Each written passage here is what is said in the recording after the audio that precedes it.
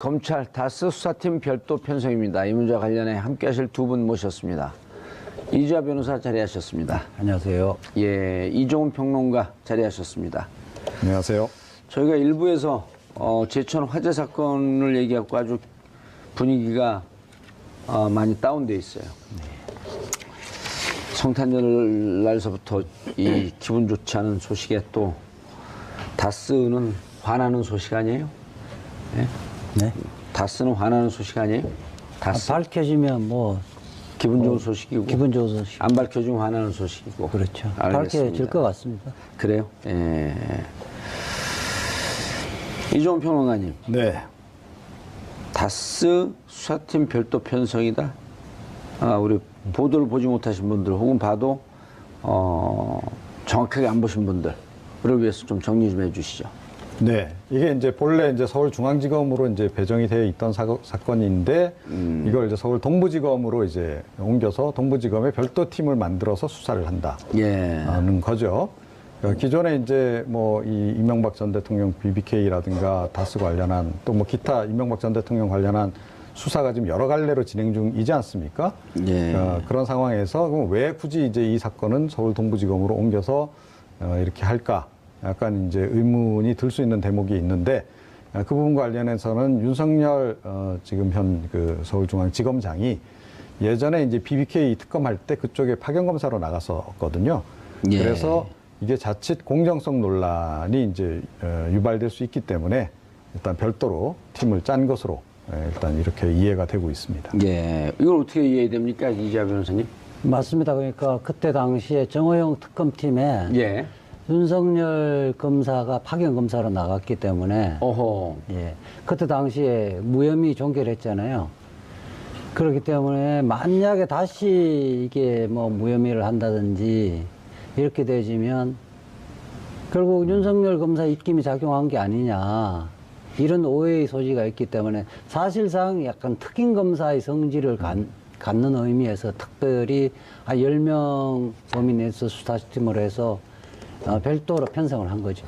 동부지검에? 예. 그럼 대검 지휘를 받는 게 되네요? 물론 대검 지휘를 받는데 아마 사실상 그 운영은 또 문무일 그 검찰총장도 실제 BBK 직접 수사는 아니지만은 기획입국과 관련해서 특수일부장 할 때 관련이 돼 있기 때문에 문무일 검찰총장도 사실상 최종 보고만 받지 않을까 싶습니다. 직접 수사 지휘나 하거나 그러진 않고. 그렇지 않을까. 사실상 특임 검사의 성질을 갖고 있다고 봐야죠. 그럼 지금까지 다스에 대해서 수사된 모든 자료는 그 동부지검 특임검사의 성격이 띄고 있는 동부지검은 두 가지 갈래로 지금 수사가 되고 있죠. 예. 그러니까 다스의 모든 것을 동부지검에서 문차석 그 동부지검 차장검사를 팀장을 하는 그 수사팀에서 수사를 하지 않고요. 예. 이 부분은 정호영 그 당시 특별검사팀에서 발견한 그 120억의 그 비자금과 또 43개의 차명 계좌를 통해서 이렇게 언닉한 거 있죠. 예. 이 부분에 한정해서 수사를 하고 있습니다. 동부지검은요? 예. 그 다음 다스 140억을 돌려받기 위해서 국가 권력을 남용한 거 아니냐? 예, 이용해서 옵셔널 벤처스에서 옵셔널 벤처스에서 벤처스가 그 다스에게 지급하도록 한 거 직권 남용 문제는 아니, 다스가 옵셔널 벤처스에 지급하도록 한 것이죠. 거꾸로 된 거죠. 아니죠. 아니 스위스의 옵셔널 벤처스의 자금을 다스 기업에게 보내주더라. 넘긴 거예요? 그렇죠. 그거는 뭐 법률상으로는 뭐 그 미국 재판에서 패소 판결했음에도 불구하고 넘겨받았잖아요. 그것이 뭐 권력기관의 작용에 의해서 또 이명박 전 대통령이 또 국가기관을 통해서 압력에 의해서 보내도록 했다면 이거는 직권 남용이 될 텐데 이 문제는 지금 국정원 팀 수사하는 박찬호 부장검사가 지휘하고 있는 그 팀에서 하고 있죠. 지금 현재는 이 진도가 좀 나간 걸로 지금 파악되고 있습니다. 지금 직권남용. 지금 이상은 회장 현재 명목상 회장인지 실질상 회장인지 모르겠지만 회장의 운전기사가 최근에 증언을 많이 했죠. 최근에 그 진술 받은 걸로 알고 있습니다. 그 언론에 먼저 증언을 했는데 최근에 검찰에서 불러서 진술을 받은 걸로 알고 있다. 예, 저 시사인의 그 인터뷰를 했었는데 최근에 운전 기사가 검찰에 가서 자세하게 진술한 걸로 알고 있고 진술 내용이 언론에는 이게 지금 저 비자금 120억 비자금과 관련해서 조사받은 것처럼 알려졌었는데 사실은 이 지금 120억 송금과 관련해서 140억 송금과 관련해서 자세하게 조사받은 걸로 언론에 안 나온 걸 어떻게 아세요? 그 취재를 좀 하셨나요? 취재를 또 저도 나름대로 취재를 했죠. 또 기자 출신이시고 문무일 검찰총장과도 또 대학교 선배잖아요. 예, 뭐 하는데 위와 관련해서는 뭐 검찰총장하고 대화를 나눈 건 없습니다. 두 분이 뭐 연락을 하고 그런 관계는 아니잖아요. 연락은 필요하면 하죠. 하는데 아는 분이? 제가 잘 알죠. 그러시군요. 예, 아니 아는 것을 사칭해나 할까 한번 확인해봤습니다. 예. 자, 그러면은 그 120억 비자금에 대해서 먼저 얘기를 좀 해보시죠. 120억 비자금을 정호영 특검은 직원의 횡령 금액이었다. 직원이 횡령한 것으로 확인을 했다. 그 당시 수사 과정을 통해서. 근데 왜 그 당시엔 그런 얘기를 안 했죠? 그러니까요. 근데 이번 같은 경우에는 왜 저 말씀을 하셨는지 모르겠는데 결과적으로 직무유기 내지는 직권남용 했다는 것을 셀프 자백한 격이다라고 생각을 해요. 오, 그렇게 보이나요? 아니, 그러니까 특검이 수사하는 과정에서 예를 들어 개인의 횡령이 한 사실을 발견을 했어요. 근데 특검은 딱 그 특검 원래 이제 본래 취지의 그 수사 대상이 있긴 하지만 관련된 사건 뭔가 범죄 행위를 포착을 했으면 본인이 직접 수사하지 않더라도 수사를 하도록 해야 되는 거잖아요. 범죄 사실 포착했는데 그냥 넘어간 거 아니에요. 그럼 게다가 사실은 특검이 이거 원하면 할 수도 있는 사안이라는 거죠. 왜냐하면 그 혐의를 캐다 보면 이게 과연 그 여직원 단독 행위인지 아닌지가 규명이 되는 거 아니겠어요? 근데 그걸 안 했어요. 안 한 거 아니에요, 결국? 무혐의로 다 종결했으니까. 그런데 이번에 느닷없이 조용히 계시면 차라리 나을 텐데 이걸 본인이 직접 나서가지고 그 사실 횡령 확인을 했는데 수사 안 했다라고 지금 본인이 자백을 한 겁니다. 야, 저는 이런 자폭도 있구나. 깜짝 놀랐어요, 사실은. 네. 어떻게 보세요, 우리 또? 하여튼 그 평론가님 지적이 맞는데요. 이게 그 다스의 그 누구의 소유인가가 굉장히 중요한 부분인데 특히 차명 계좌가 있고 비자금 조성을 했으면 누구의 지시에 의해서 그러니까 비자금이 조성됐고 차명 계좌를 개설했는지를 파고 들어가야 되거든요. 이 부분은 특검의 직무 범위에 속하는 겁니다. 그렇게 해서 이것이 결국 그 이명박 당시 대통령 것이 아니라고 한다면 이건 중요한 그 범죄를 발견한 거였기 때문에 특검이 끝날 때 별도로 보고서를 써서 우리가 이런 거 밝혀냈지만 우리 수사 범위가 아니어서 우리가 기소를 하지 못한다. 추가 수사를 할 필요가 있다 해서 서울중앙지검에 넘기는 것이 일반적인 거고요. 그것이 오히려 그것까지가 직무죠. 특검의 직무인데 스스로가 직무를 유기했다는 거를 좀 자인한 셈이죠. 그리고 이 120억이라고 한다면 그게 이제 1999년, 2000년, 2001년 요때 이제 다스 문제 될 때 일어난 것도 아니고 그 이후에 일어난 일들이거든요. 2003년에서 2008년까지 조성된 걸로 보인다는 겁니다. 그게 한 5년 동안인데 그 120억이면 그 연간 단기 수익을 뛰어넘는 정도의 어마어마한 금액이거든요. 그 여직원이 이것을 횡령했다?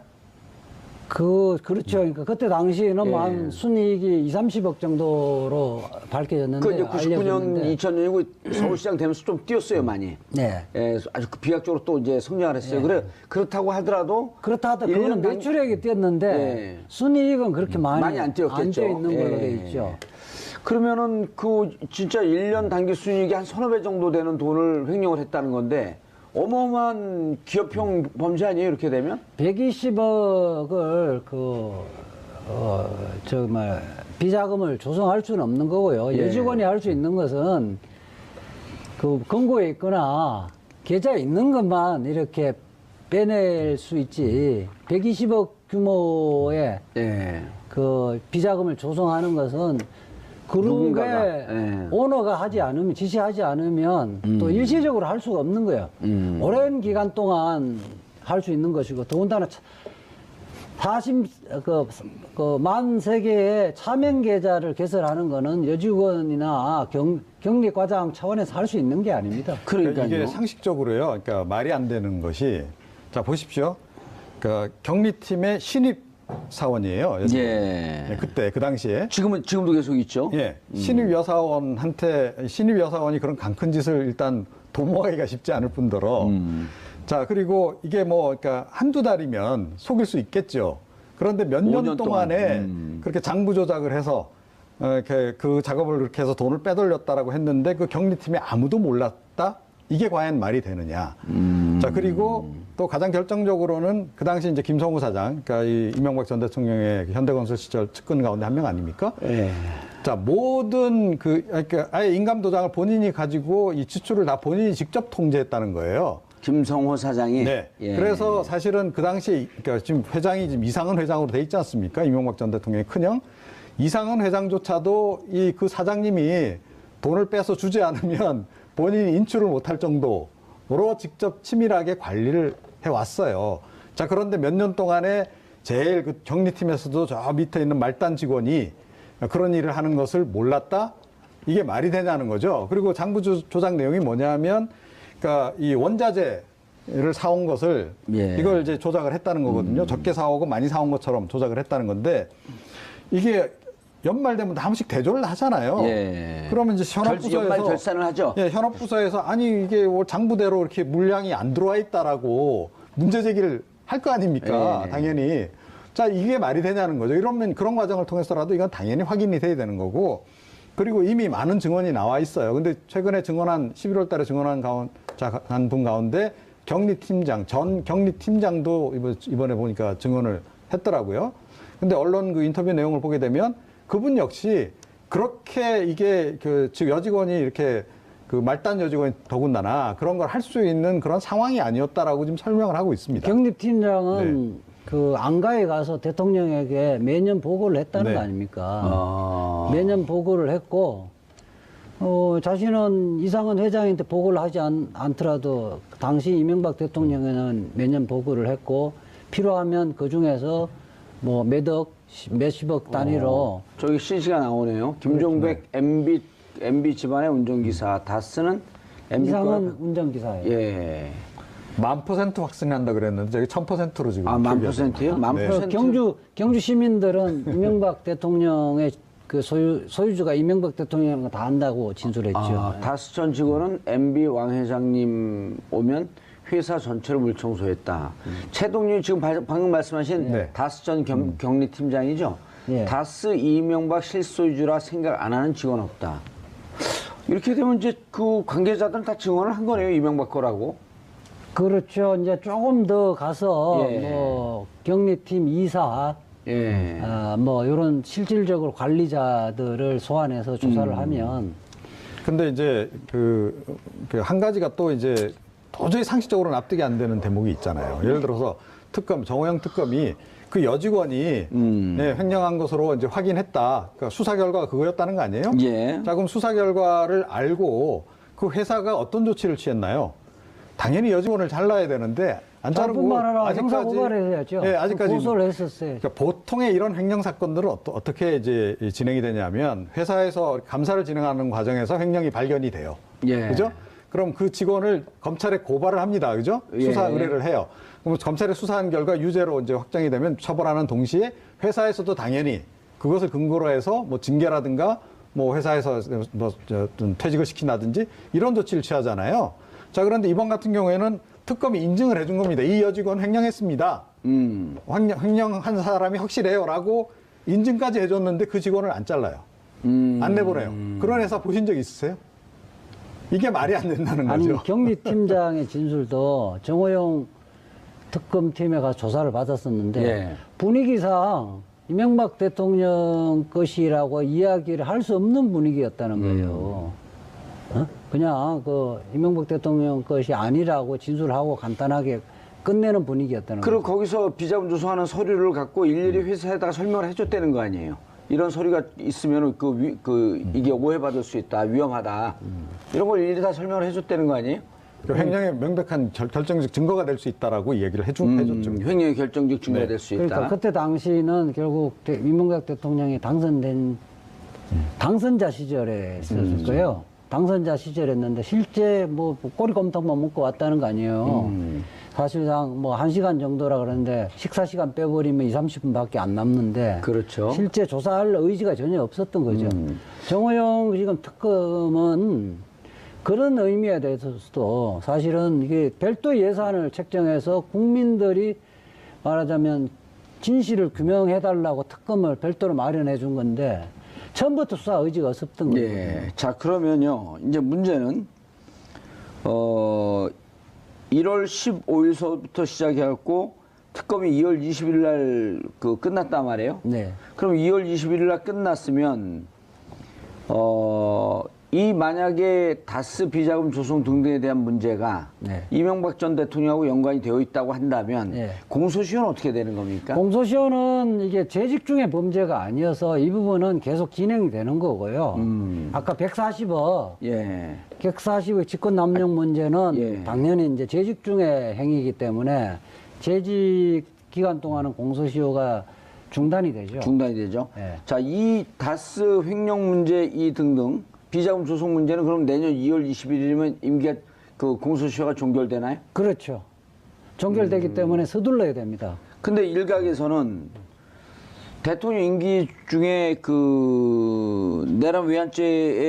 내란 외환죄를 제외한 대통령의 재직 중 범죄. 이건 재직 중 범죄가 아니네요. 재직 범죄가 그 아니죠. 이전의 범죄이기 예. 때문에 내년 2월 21일 날 공소시효가 다 끝나네요. 예. 그럼 서둘러야겠네. 서둘러야죠. 그래서 동부지검에서. 지금 원래가 내일 발족을 함에도 불구하고 서류를 미리 검토를 해서 지금 작업을 하고 있는 것 같아요. 수사 준비를 하고 있는 것 같아요. 오늘 또 아마 출근해서 예. 누구를 소환할지 이런 부분을 면밀하게 좀 분석을 해서 아마 이 수사는 그렇게 오래 갈 것 같지 그렇죠. 않습니까? 사전에 다 수사가 된 증거들이 있고 그 증거들이 넘어오게 되면 예. 그걸 갖고 분석하고 또 분석해갖고 핵심 담당자 관련자들 예, 그러니까 뭐 하청업체 조성을 해준 그러니까 가짜 영수증을 이모 씨. 예. 제출해준 사람들하고 여기에 지금 핵심 뭐 격리 담당 임원들이나 팀장 이런 사람들 조사를 하면 그렇게 오래 걸리지 않을 겁니다. 아니 그 여직원 입장에서는 자기가 횡령한 거라고 하는데 만약 지금이라도 횡령이라고 하는 것이 밝혀지게 되면 본인이 뭐 10년 이상의 징역을 살아야 되는 거 아니에요? 그렇죠. 그뿐만 아니라 여직원이야 그렇죠. 여직원 단독 행위일 수는 없는 거고요. 예. 적어도 했다면 격리 담당 임원이나 그때 당시 전무 상무들 줄줄이 다 연루가 될 텐데 그러면 자기 인생하고 이거 바꿀 이유가 그러니까 없죠. 제가 보기에는요. 올 징역이네, 그 이게. 당시에 이제 그 최말단 직원이었던 그 조모 씨. 예. 제가 보건다는 그냥 심부름만 한 것 같아요. 돈 갖다 주라 그러면 갖다 주고 오고 이랬는데 지금 특검 수사 당시에는 자기가 다 주도한 것처럼 이렇게 이제 증언을 했단 격리는 말이죠. 심부름 아주 일부 정도에 뭐 찾아오면 찾아오는 정도지. 네, 그러니까요. 그런데 그 여직원이 지금 특검 수사 과정에서는 지금 자기가 다 한 것처럼 진술을 이제 한 거 아니겠어요? 그리고 정호영 특검도 그렇게 얘기를 하고 있는 건데, 자 그런데 이번에 이제 수사가 다시 진행이 돼서 만약에 그녀가 본인이 횡령 주도한 거를 계속 예를 들어 증언을 한다라고 하면 본인이 다 죄를 뒤집어 써야 되잖아요. 자 그러면 횡령죄로 이제 뭐 상당한 형을 살아야 되는데 예. 그때는 뭐 20대라서 어땠는지 모르지만 지금 나이도 꽤 됐고 그러니까 자기 이제 어떻게 보면 가장 중요한 황금기를 이제 감옥소에서 보내야 되는 상황이 되면 진술을 이제 제대로 할 걸 가능성이 높다. 이게 그러니까 죄명이 조금만요. 네. 그러니까 자기가 돈 심부름만 한 거고 그때 사실은 뭐 돈 관리는 누가 뭐 김성호 사장이라든가 누가 해서 어떻게 돈 보내라 자기 보냈다 이런 식으로 그 특검 진술하죠. 때 진술하고는 진술 내용을 바꿀 가능성이 굉장히 높지 않나 이렇게 생각합니다. 이젠 사실 진실을 예, 그렇죠. 그때는 거짓이고 지금은 진실이다. 그런 거죠. 그럴 가능성이 좀 없지 않아 이게 있다. 뭐 징역 1, 2년 살 정도의 범죄가 아니니까요. 10년이 넘어가잖아요. 일단 기본으로. 이게 특경법의 예. 횡령이면 120억이면 10년 이상의 형인데 예. 통상적으로 양형 기준에 의해서 10년 이상의 실제 형이 선고되질 거거든요. 거기다가 조세 포탈 문제도 있거든요. 특가법상 조세 포탈 문제도 있고 범죄 수익 은닉에 관한 법률 위반도 있기 때문에 경합범이 되기 때문에 하여튼 뭐 적어도 통상적인 기준에 의하면 징역 10년 이상 10년에서 15년 정도 형이 나오는 형입니다. 이제는 그럼 진실을 좀 알을 수 있을 것 같은데요. 아유, 저는 이거 금방 쉽게 밝혀질 거라고 쉽게 봅니다. 밝혀. 예. 그때 이미 취재된 게 있기 때문에 정호영 그럼 정호영 특검도 지금 그 소환해야 되는 거 아닌가요? 정호영 특검도 지금 단계에서는 소환하기 어렵지만은 누가 보더라도 이것은 알고도 덮은 덮었다고 거니까. 하면 직무유기로 해서 저는 지금 특검을 13번, 4번 정도 했잖아요. 실제 특검이 권력기관의 눈치를 보고 봐준 특검들이 상당수가 있다고 추정을 하고 있는데 시범 케이스로서 형사처벌을 할 필요가 있다고 봅니다. 예. 자, 이제 그러면은 또 그 140억 다스로 들어가 보죠. 이종원 평론가님. 네. 말도 많고 탈도 많은 다스. 140억. 그 전에 그 시사인의 보도가 됐을 때, 청와대 MB가 직접 관여했다. 대책회의를 직접 열고 빨리빨리 보고가 올라오지 않게 되면 불같이 화를 냈다. 뭐 이런 보도도 있었고요. 네. 김재수 총영사가 다스에 가서 회의를 한 기록도 나왔었고요. 청와대 가서 회의를 한 기록도 나와 있었고, 그리고 김재수 총영사와 같이 이제 LA에 있었던 담당 행정관이 지금 청와대에 있고, 청와대에 있었고, MB 시절에. 그런 여러 가지 정황적 증거들은 나왔단 말이에요. 네. 이제 이번에도 이제 이미 이제 그 당시 청와대 행정관을 예. 이제 소환했다고 하는데, 그러니까 이 이제 운전기사 미국 변호사죠, 그 친구가? 그러니까 운전기사 하셨다는 이제 김종백 씨의 예. 증언에 따르면 MB가 대통령이 된 다음에도 정무수석실에 담당자가 있었다는 거 아니에요? 그렇죠. 네, 정무수석실에 담당자가 있었고 그 당시 사장 전무가 한 번씩 올라가서 보고하고 지시받고 이러고 이제 나왔다라는 거 아닙니까? 예. 자, 이번에 이제 소환하는 그 행정관이 이제 그분이 아닌가 싶긴 해요. 그러니까 민정수석실 안에 다스 담당자가 있었다는 것 자체가 그러니까 이걸 무엇을 의미하느냐 하는 거죠. 그러니까 본인이 그 주인이 아니면 굳이 그렇게까지 관리를 할 필요가 있었냐는 거예요. 자기 형 회사인데. 그래서 이거는 뭔가 있다라고 이제 봐야 되고. 그래서 제가 보건대는 그 당시에 이제 청와대도 왔다 갔다 하고, 그러니까 대통령 현직 시절에도 관여한 혐의가 상당히 지금 이제 증거들이 증언들이 예. 나오고 있기 때문에 이 부분을 확인하면 이건 자동으로 풀리는 문제가 아닌가. 그러니까 이 옵셔널 벤처스에서 돈이 이제 줘야 될 돈을 이렇게 빼온 부분도 그렇고, 다스의 총괄 관리 자체를 청와대에서 누군가가 한 사람은 담당을 했던 것 같아요. 예. 아니, LA 총영사로 나간 김재수, 그 김재수 변호사죠? 네.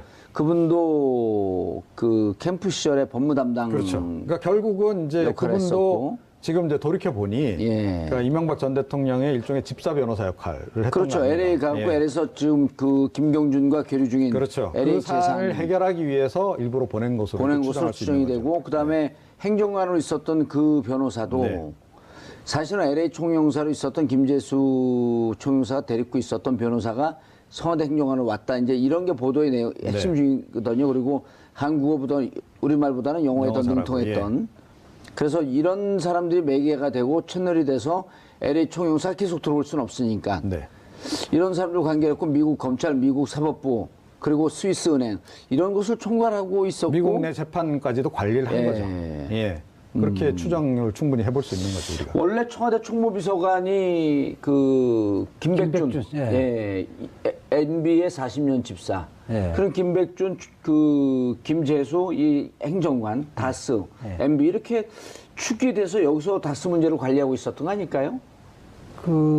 그렇게 보이죠. 왜냐하면 김백준 씨 같은 경우는 그 미국과 소송하고 있는 소송의 MB 소송 대리인으로서 활동을 하고 있었거든요. 네. 예. 그러니까 이명박 전 대통령이 청와대에서 다스 회장의 역할을 계속 하고 있었다고 봐야 되는 거죠. 그렇죠. 다스 회장에 다스 돈 찾아오는. 네.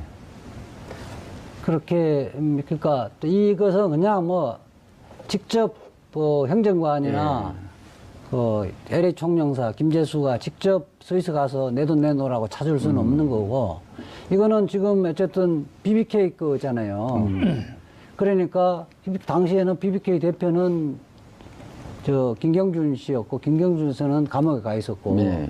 다 위임장들을 다 받아서 어쨌든 국가 뭐 외교부나 이런 채널을 통해서 했겠죠. 김경준의 도장이 없으면 안 되는 거네요, 또. 아, 그럼요. 인출이기 때문에.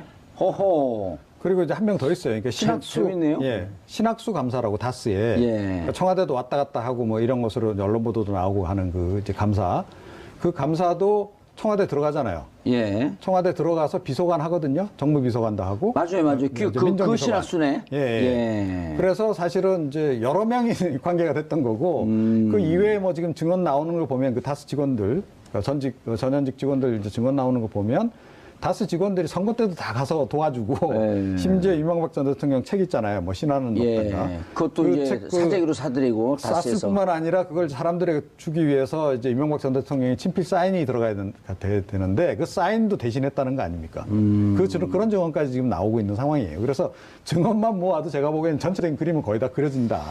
예. 인출 과정에서 예. 한두 명이 관여했으면 이 사람들이 입을 봉해버리면 진실이 안 밝혀졌는데 여러 명 관여돼 있기 때문에 어디에서 터질지 몰라요.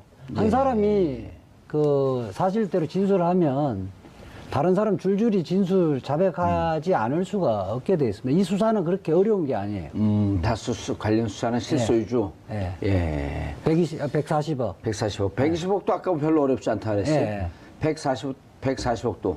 120억, 140억 이런 걸 수사하는 것을 특별검사 그 특검 네. 하자 그래갖고 이지아 변호사가 특검으로 들어가면 참 잘할 것 같은데. 예? 아, 지금 현재는 뭐 검찰도 수사 의지가 있어서 어떻습니까? 문무일 총장은 하겠다는 거예요? 말겠다는 거예요? 뭐 개인적 의견을 제가 물어본 적은 없는데요. 지금 분위기상 검찰총장으로서.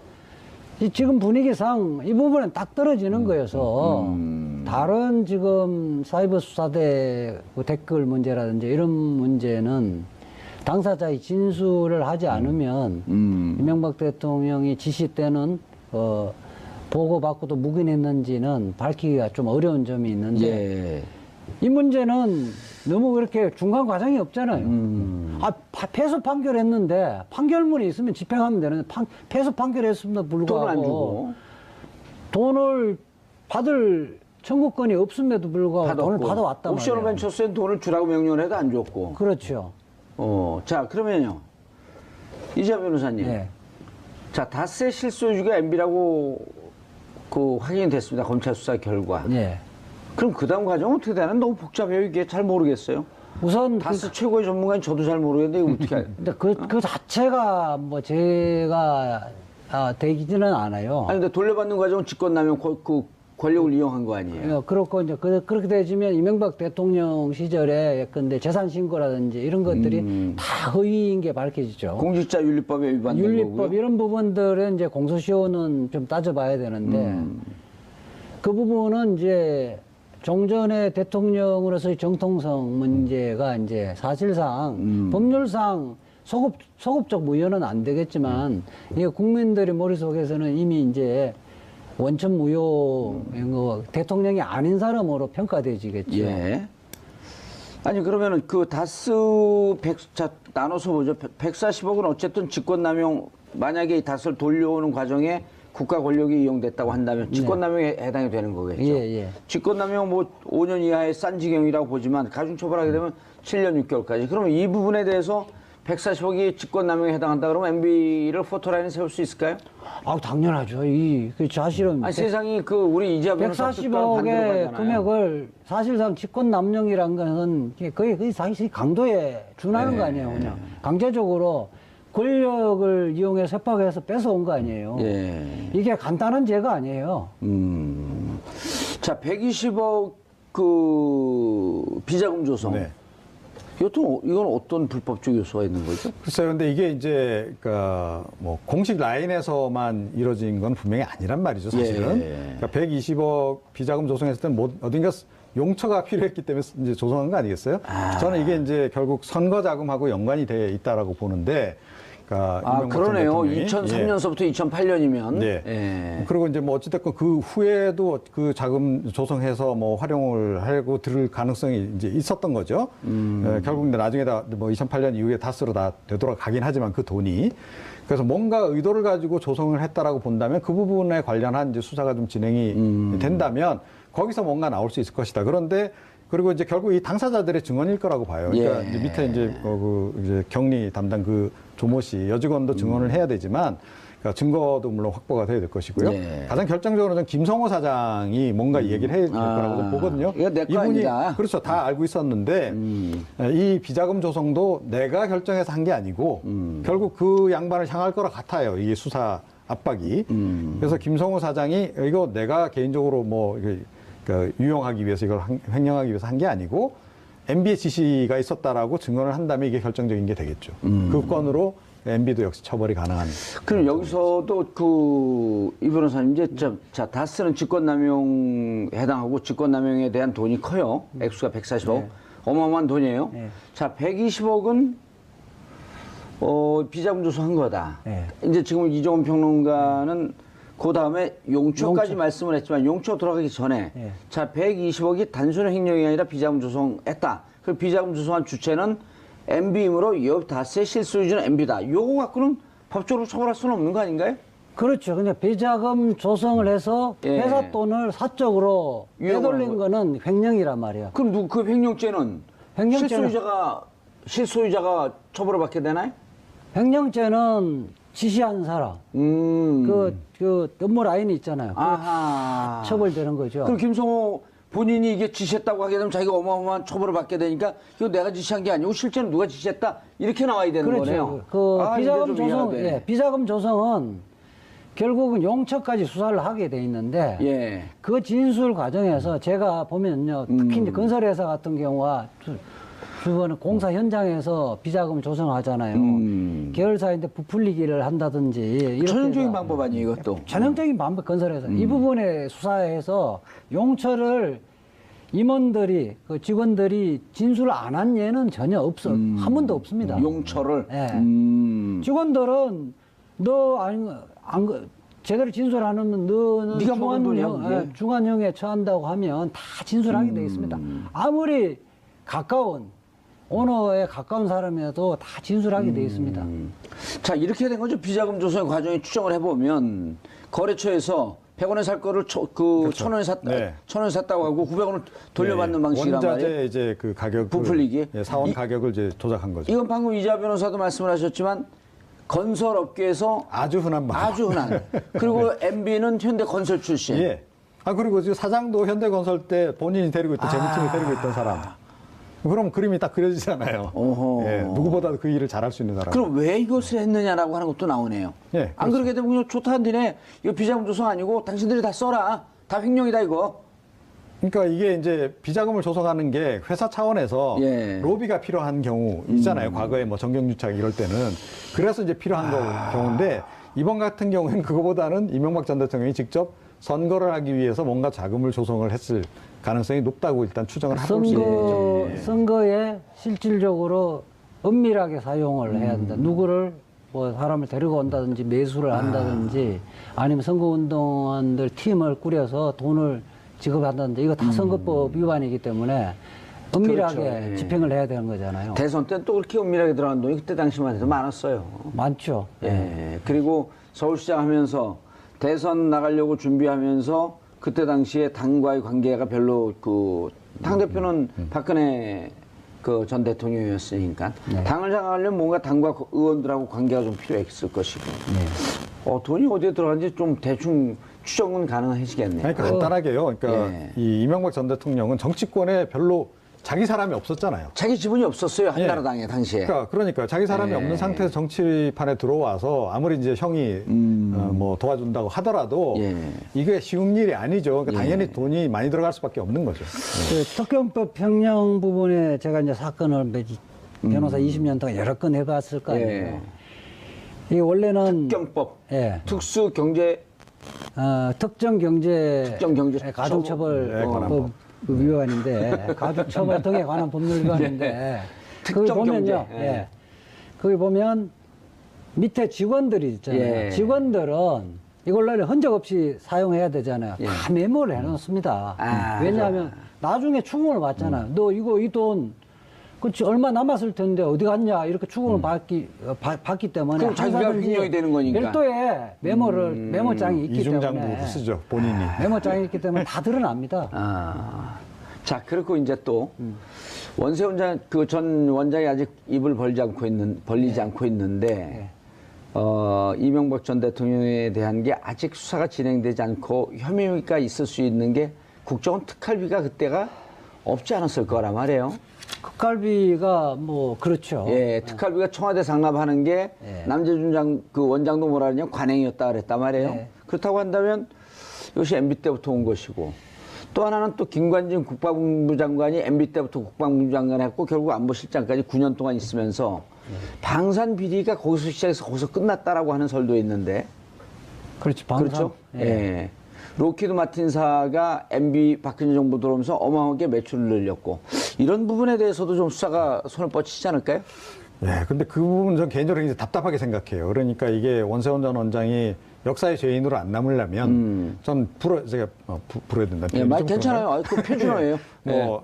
이제 좀 진실을 이야기해야 될 때가 왔다라고 저는 생각을 합니다. 예. 그러니까 안 그러면 지금 본인이 다 뒤집어 써야 되거든요. 특활비 유용 부분도 그렇고 개인적으로 유용한 부분도 있지만 저는 그 개인적으로 유용한 부분조차도 원세훈 전 원장의 그 업무 스타일 또 그 이명박 전 대통령하고의 관계로 볼 때 이명박 전 대통령에게 보고하고 허락을 받아서 다 그렇게 했을 가능성이 그렇죠. 높지. 일주일에 한 번씩 독대했으니까. 자기가 뭐 이명박 전 대통령 몰래 그렇게 했을 가능성은 희박하다라고 본다. 그러면 알겠습니다. 특활비 전체를 사실은 청와대에서 관리했을 가능성도 높다고 봐요. 알겠습니다. 저는 타이밍이- 예, 끝났습니다, 이제.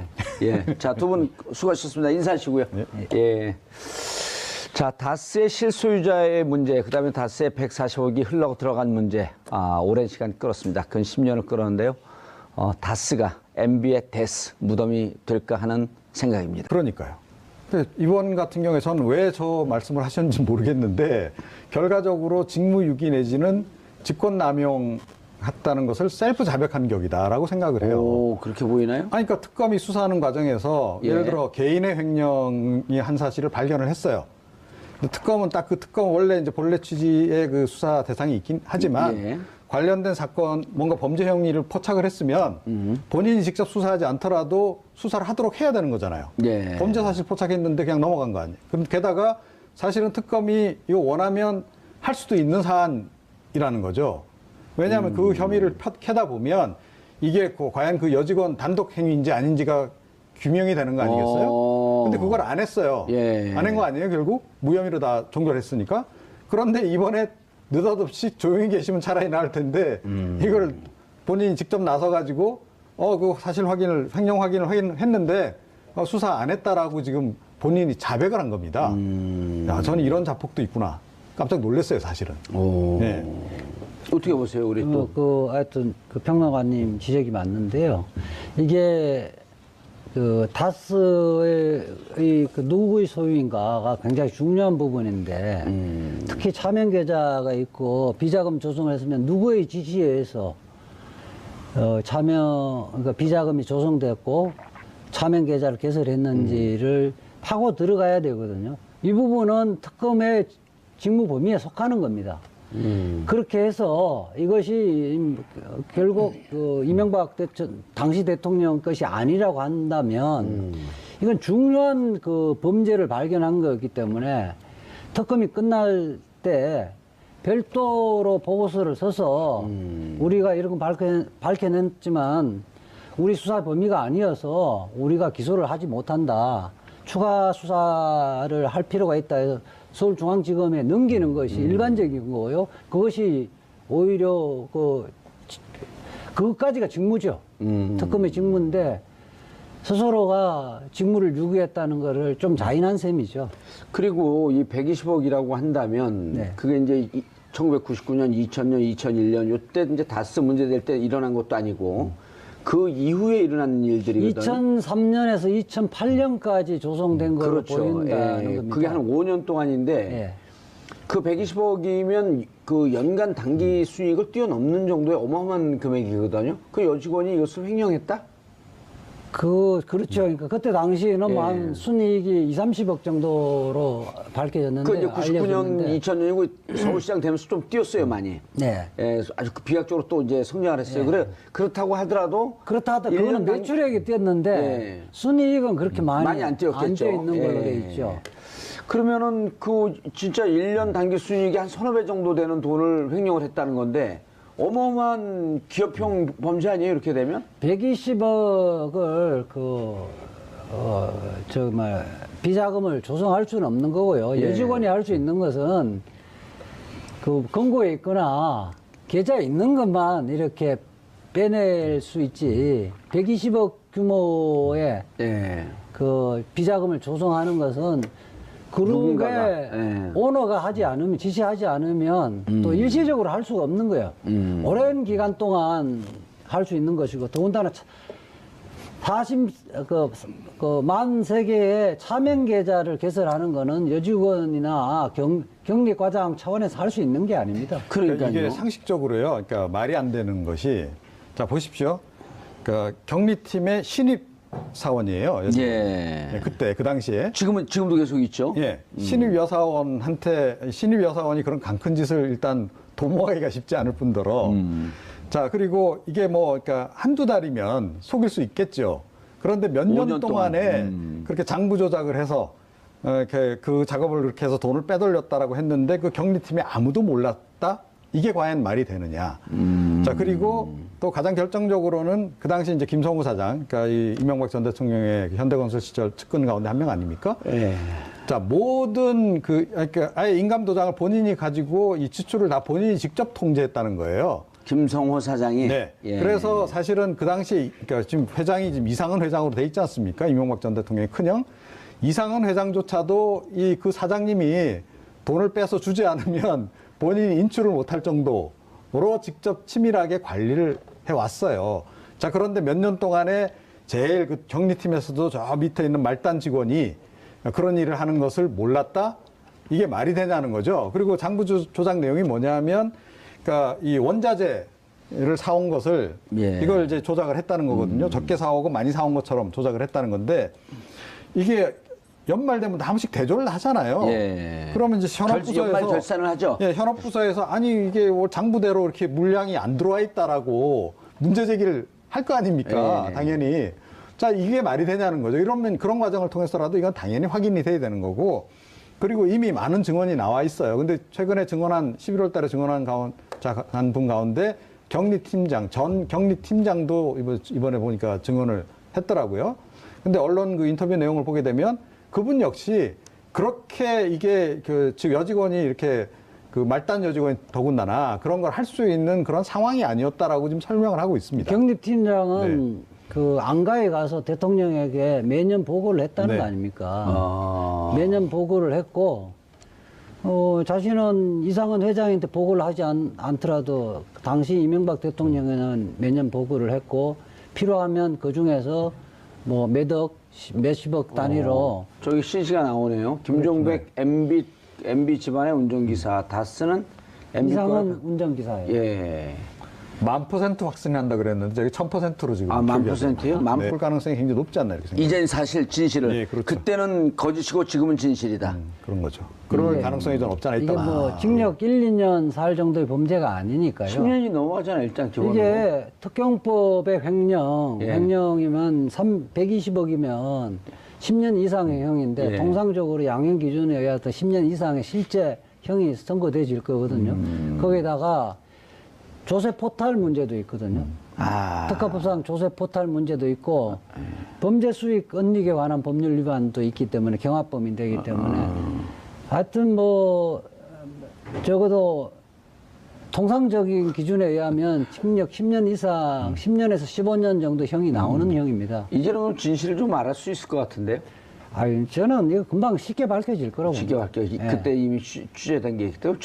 그럼 정호영 특검도 지금 그 소환해야 되는 거 아닌가요? 정호영 특검도 지금 단계에서는 소환하기 어렵지만은, 누가 보더라도 이것은 알고도 덮은 덮었다고 거니까, 하면 직무유기로 해서 저는 지금 특검을 13번, 4번 정도 했잖아요.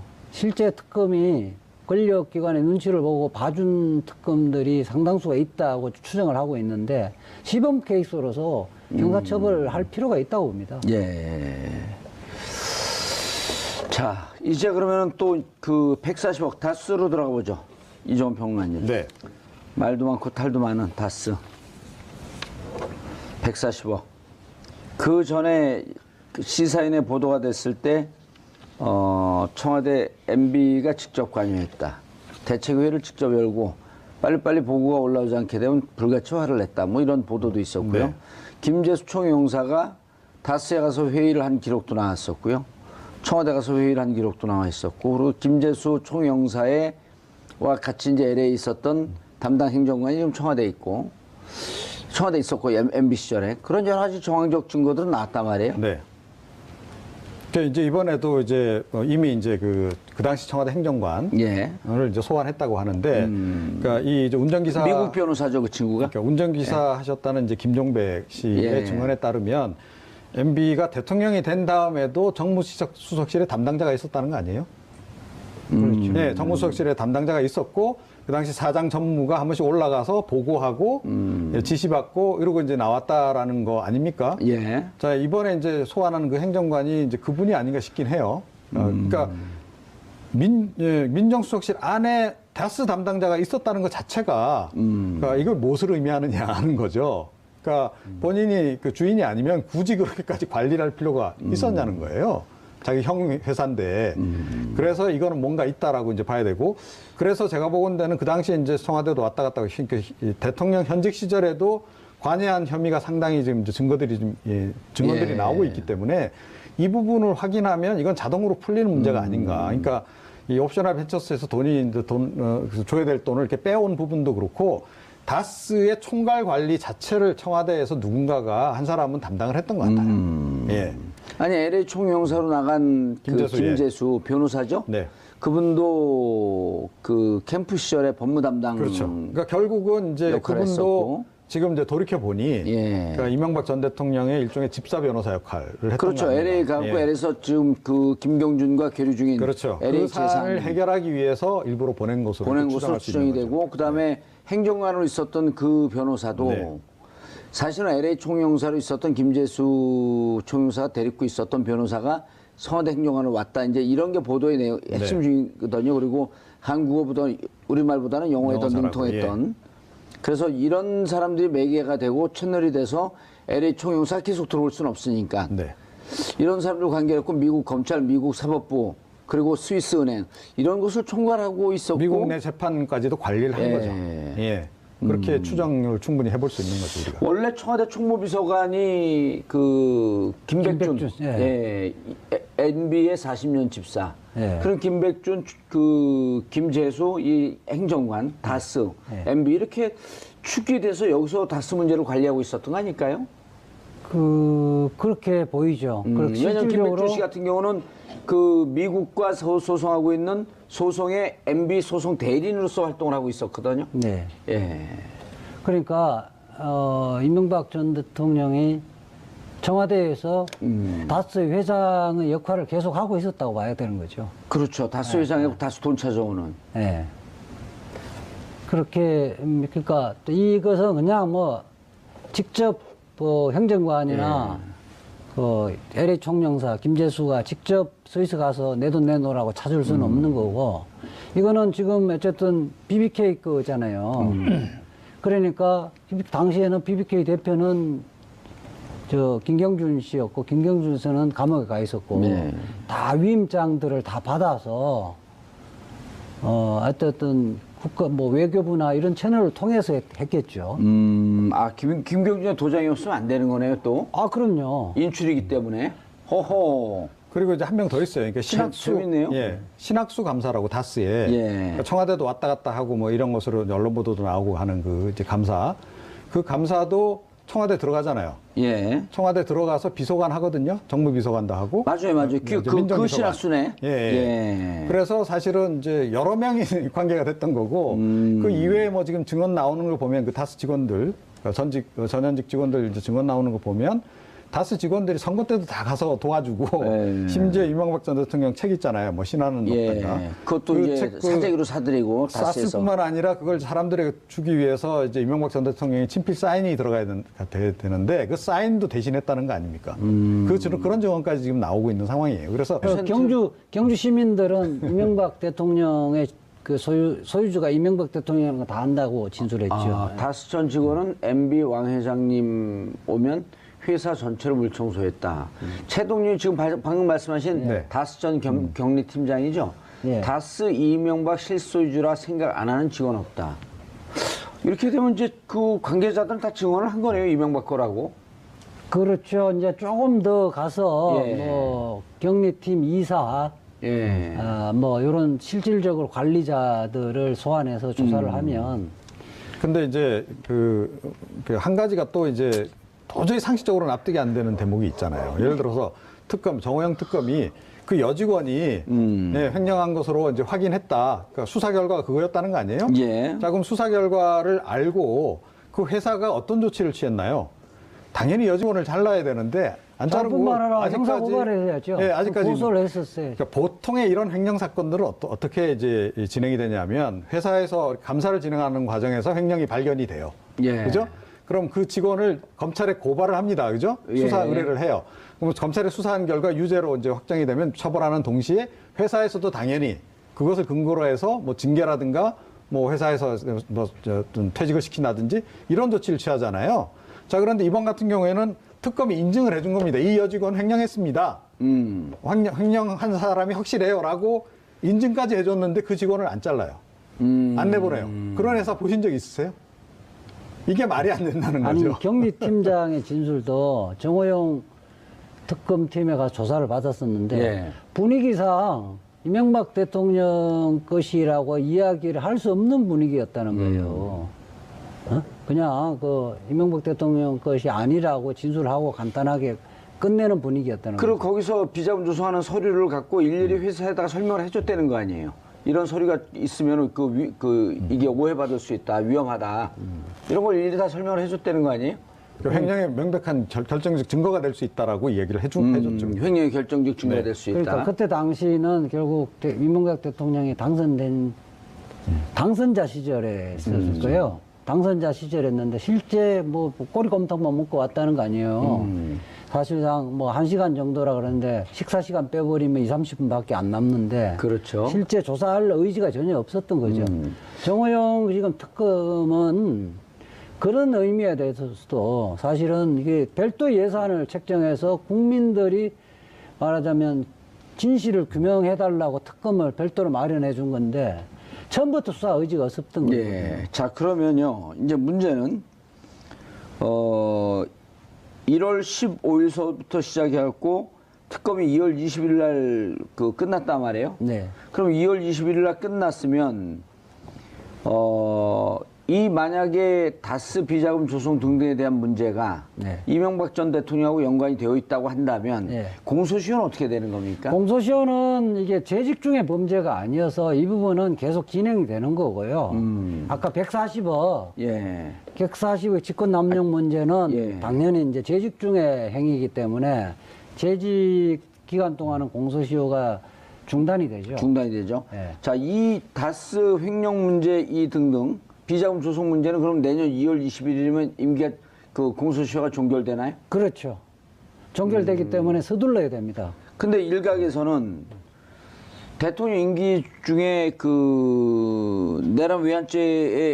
내란 외환죄를 제외한 대통령의 재직 중 범죄. 이건 재직 중 범죄가 아니네요. 재직 범죄가 그 아니라- 이전의 범죄이기 예. 때문에 내년 2월 21일 날 공소시효가 다 끝나네요. 예. 그럼 서둘러야겠네. 서둘러야죠. 그래서 동부지검에서. 지금 원래가 내일 발족을 함에도 불구하고 서류를 미리 검토를 해서 지금 작업을 하고 있는 것 같아요. 수사 준비를 하고 있는 것 같아요. 오늘 또 아마 출근해서 예. 누구를 소환할지 이런 부분을 면밀하게 좀 분석을 해서 아마 이 수사는 그렇게 오래 갈 것 같지 그렇죠. 않습니다. 사전에 다 수사가 된 증거들이 있고 그 증거들이 넘어오게 되면 예. 그걸 갖고 분석하고 또 새로운 분석해갖고 핵심 담당자 관련자들 예, 그러니까 뭐 하청업체 조성을 해준 그러니까 가짜 영수증을 이모 씨. 예. 제출해 준 사람들하고 여기에 지금 핵심 뭐 격리 담당 임원들이나 팀장 이런 사람들 조사를 하면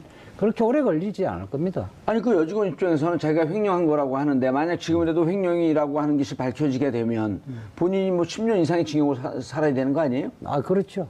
그뿐만 아니라 그 여직원이야 그렇죠. 여직원 단독 행위일 수는 없는 거고요. 예. 적어도 했다면 격리 담당 임원이나 그때 당시 전무 사무부들 줄줄이 다 연루가 될 텐데 그러면 자기 인생하고 이거 바꿀 이유가 그러니까 없죠. 제가 보기에는요. 올 징역이네, 그 이게. 당시에 이제 그 최말단 직원이었던 그 조모 씨. 예. 제가 보건다는 그냥 심부름만 한 것 같아요. 돈 갖다 주라 그러면 갖다 주고 오고 이랬는데 지금 특검 수사 당시에는 자기가 다 주도한 것처럼 이렇게 이제 증언을 했단 격리는 말이죠.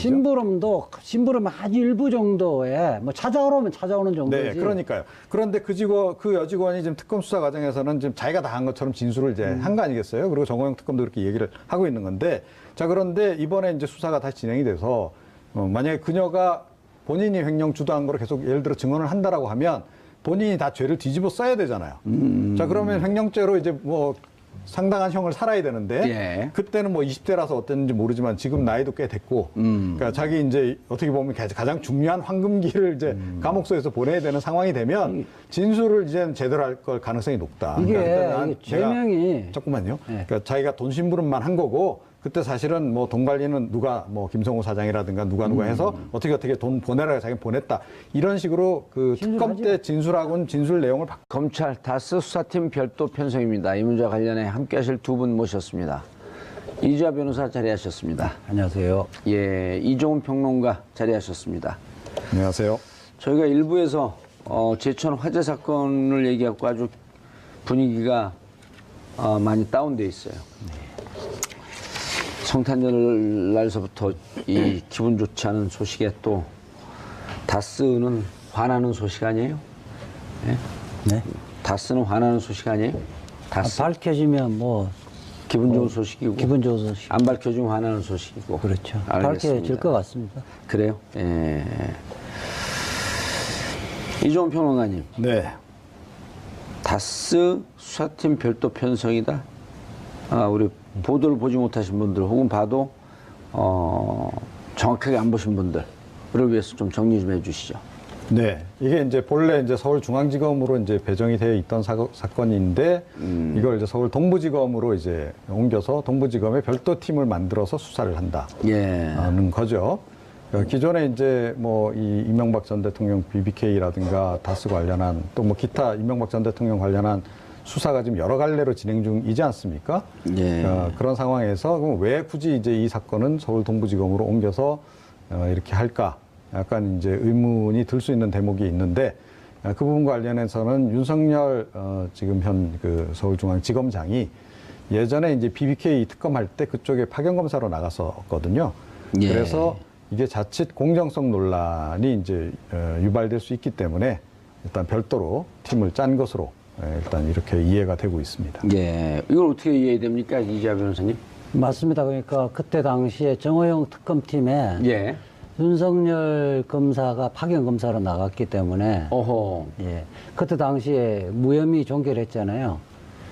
그렇기 때문에 만약에 다시 이게 뭐 무혐의를 한다든지 이렇게 되지면 결국 윤석열 검사 입김이 작용한 게 아니냐 이런 오해의 소지가 있기 때문에 사실상 약간 특임 검사의 성질을 갖는 의미에서 특별히 10명 범위 내에서 수사팀을 해서 별도로 편성을 한 거죠. 수사팀을. 동부지검에? 예. 그럼 대검 지휘를 받는 게 되네요? 물론 대검 지휘를 받는데 아마 사실상 그 운영은 또 문무일 그 검찰총장도 실제 BBK 직접 수사는 아니지만은 기획입국과 관련해서 특수일부 장할 때 예.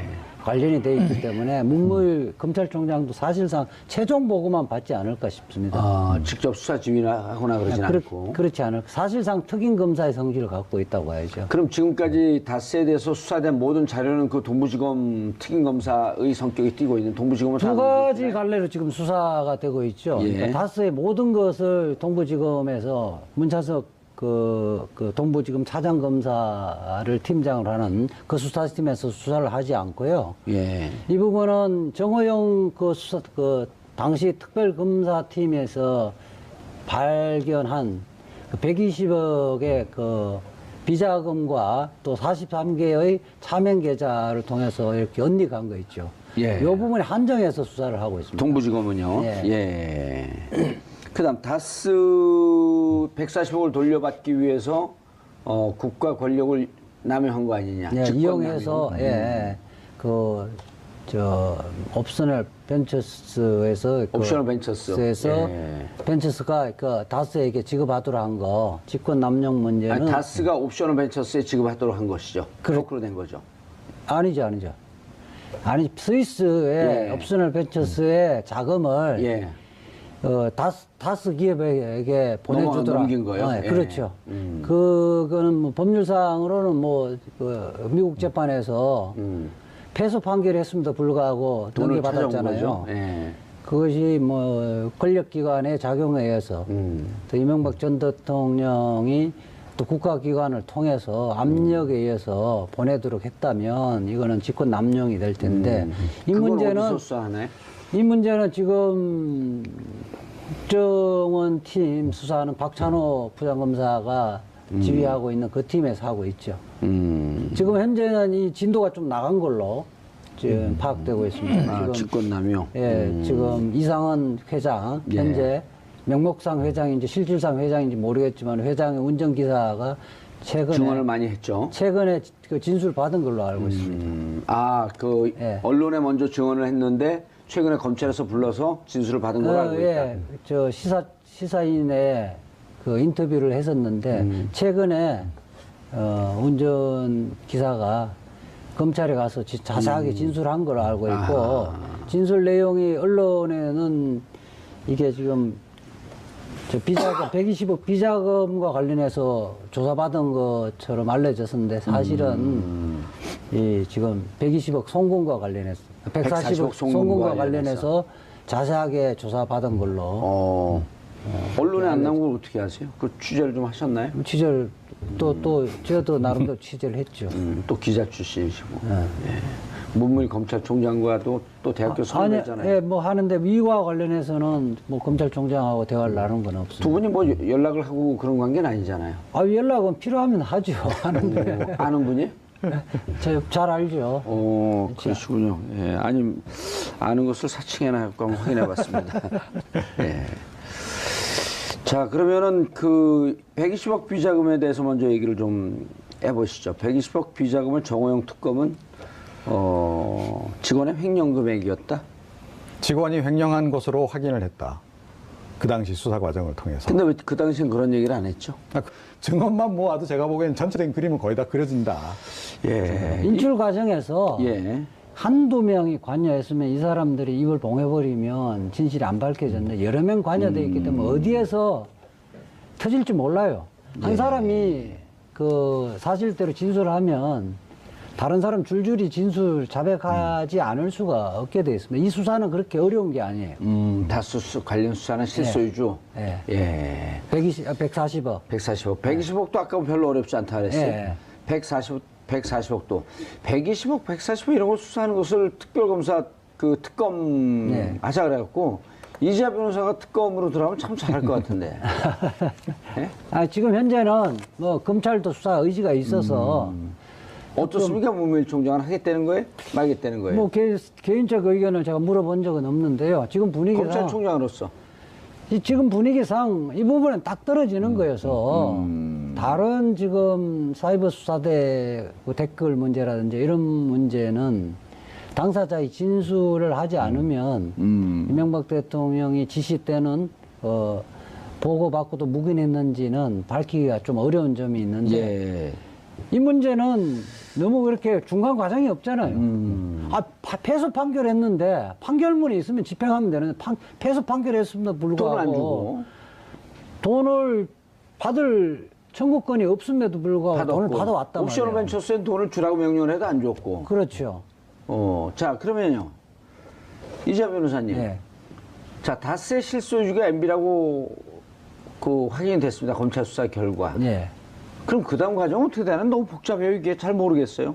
우선 다스 최고의 전문가인 저도 잘 모르겠는데 이거 어떻게 알? 근데 그 자체가 뭐 제가 되기는 않아요. 아니 근데 돌려받는 과정은 직권남용 그 권력을 이용한 거 아니에요? 그렇고 이제 그렇게 되지면 이명박 대통령 시절에 근데 재산 신고라든지 이런 것들이 다 허위인 게 밝혀지죠. 공직자윤리법에 위반된 윤리법 거고요. 이런 부분들은 이제 공소시효는 좀 따져봐야 되는데 그 부분은 이제 종전의 대통령으로서의 정통성 문제가 이제 사실상 법률상 소급적 무효는 안 되겠지만 이게 국민들의 머릿속에서는 이미 이제 원천 무효 대통령이 아닌 사람으로 평가되지겠죠. 예.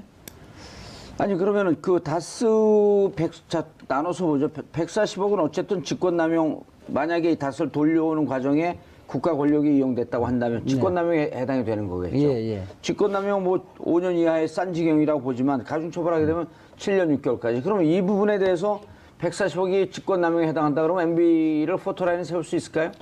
당연하죠. 그 사실은 아니 세상이 그 우리 이자 변호사 뜻과는 반대로 140억의 가잖아요. 금액을 사실상 직권남용이란 것은 거의 사실 강도에 준하는 거 아니에요. 그냥 강제적으로 권력을 이용해 세팍해서 뺏어온 거 아니에요. 예. 이게 간단한 죄가 아니에요. 자, 120억 그 비자금 조성. 네.